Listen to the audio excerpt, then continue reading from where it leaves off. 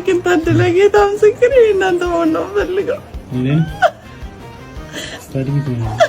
ወዴት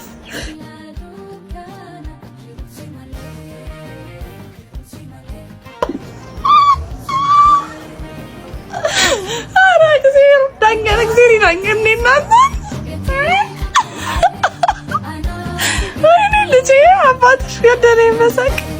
ወይ ጌታና በመኝት ጋር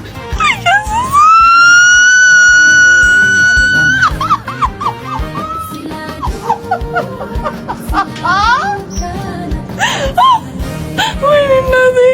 ጌታና በመኝት እኔ ነሳና ሽንት አንድ ያልብለሽ